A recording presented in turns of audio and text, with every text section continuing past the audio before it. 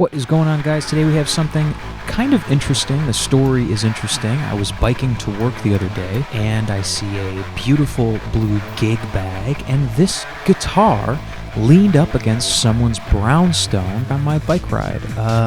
This is a teisco style tulip-bodied guitar. That's what this body shape is kind of called because the horns look tulip-like.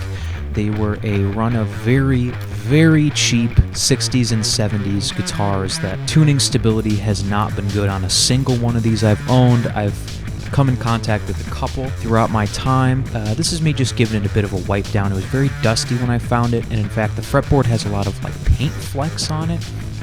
I wasn't able to really get those off, but what I was basically trying to do was just get this thing playable in as short amount of time as possible, seeing as how these aren't really worth anything. So I figured one of the best things I could do in the 2 hours or so I wanted to spend on this was cleaning it up. And there was a lot of grime on this finish. I don't know if this is like a poly finish or if it's a nitro. I don't think it's nitro. It doesn't have any of that signature checking that you would see on nitro of this age, and I doubt that they were using any type of quality finishing on these at all.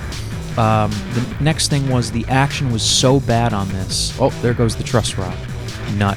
Unfortunately, that was also loose, so there was a bit of relief in the neck. But even with the neck dead flat, it would have been way, way too high of action. So I found that, and I put the nut back on. You can see there's a little bit of a binding damage there. First thing I'm going to do after cleaning it up is just put a little oil on the fretboard. It's a very old guitar. It looks like it's never been oiled. On this fretboard, these don't really get taken care of because they're crap. So what I'm doing here is I have a bit of rosewood veneer. I think it's a eighth inch or quarter inch. I don't remember. But I'm just going to put some of this veneer underneath the neck pocket to get the neck boosted up so that there's actually room to adjust the bridge action, because the pickup is mounted basically directly to the top. There's no route, so the pickup can't be moved. And when the guitar had good action, it was getting in the way of the pickup. So what I'm doing is I'm gluing two pieces of this veneer that I cut together. Look at that Oreo sandwich I just made with glue and wood. And I'm just going to glue this down to the neck pocket. And there's a little bit of paint left on this neck pocket. I was able to chisel away most of it, but I really don't need it to have that strong of a bond, seeing as how the neck is going to hold this in place. So I'm just going to put some wood glue on this and let it sit overnight. Hopefully we'll have something playable the next morning. Look at that nice squeeze out. Always clean up your wood glue while it's wet, because it's a hell of a lot easier than chipping away dried glue. There's me going in with a Q-tip. And while that's up, I'm just going to give this headstock a good cleaning with some just Windex. You can see the finish really cleaned up nicely.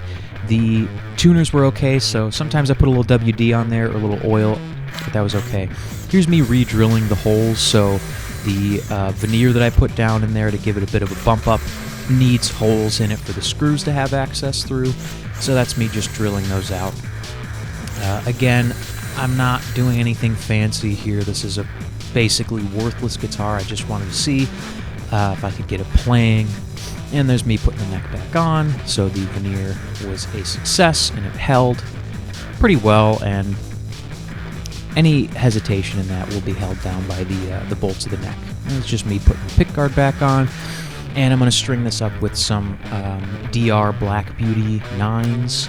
I found these at some local shop here in New York for sale, like on sale, and I just had them lying around. Part of these guitars that holds the strings was pretty frustrating. You got to kind of put a little bend in the ball end and fish it up in there, and then there's a little piece that catches the string. So that took longer than I wanted to, but again, once it's strung up, it's strung up. So all's well that ends well. Alright, so here she is, the Tulip, in all of her glory. Not sure if this is a teisco or some other Japanese brand. It's pretty hard to tell. I did notice that there was I'm not going to dox this person, but it's like an old-fashioned address label for someone who lived in Prospect Park, Brooklyn.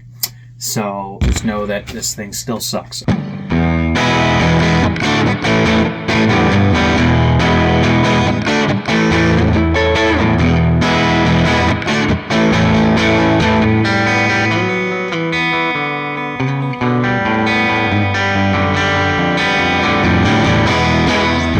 bit bendy.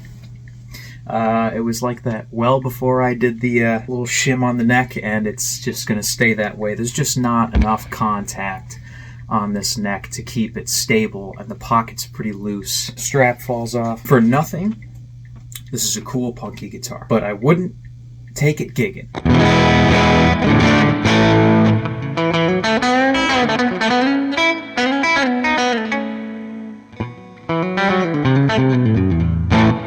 Very small, very light. Neck dives a little bit, but not too crazy, which is surprising. And this pickup is pretty good. It's pretty clear sounding, as many of these like gold foilish pickups were. Again, it's not really a gold foil, but it kind of has that same sound. It's very plinky and low output.